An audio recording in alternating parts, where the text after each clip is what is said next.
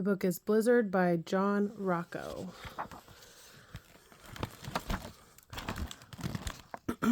One day, when I was a young boy, nearly 4 feet of snow fell from the sky. This is my story.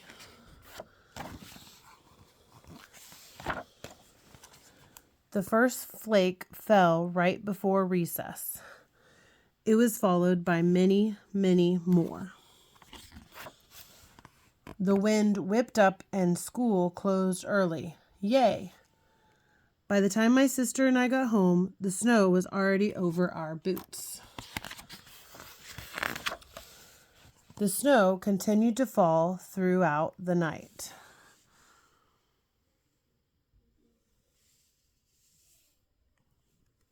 Arctic Survival is the book on the bed. And I thought it would never stop. Tuesday. The next morning, the snowdrifts were so high we couldn't open our front door. So we went out the window instead.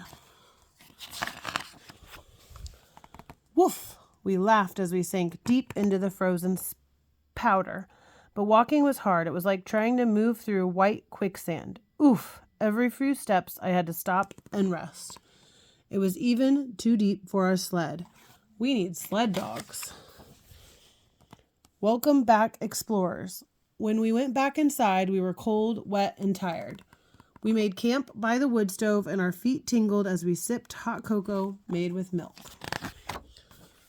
Wednesday. On the third day, Dad shoveled the driveway so he could get the car out when the snowplows came.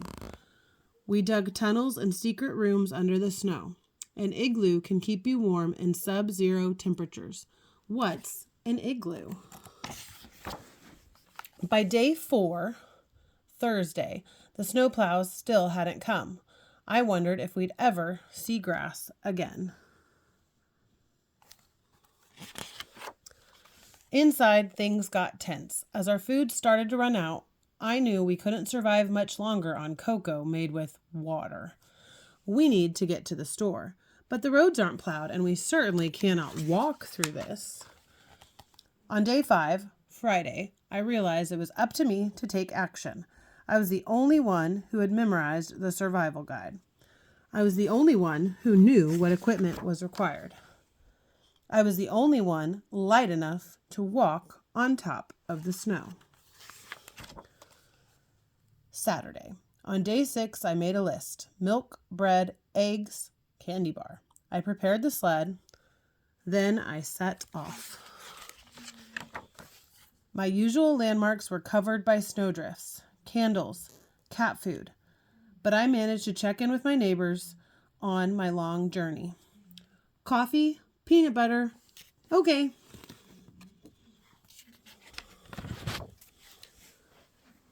I checked in with the neighbors here, here, and here. So here's his path. I helped build a snowman here. I climbed a lookout. He went over the hedge. I went the wrong way. Over a log. Made a snow angel here. Explored an igloo at this house. Under the swing set. By another snowman. Joined a snowball fight here. I made it to Bill's Market.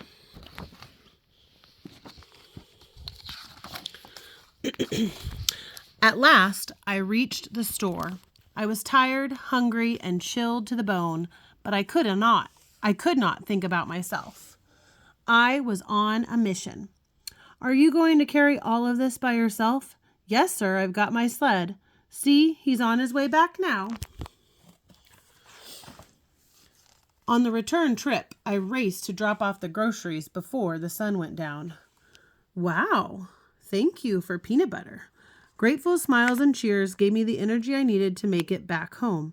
Meow, says the cat to the cat food. Woof. That night, we all had cocoa made with milk, and it had never tasted better. It was a perilous journey, but there was something else we still needed.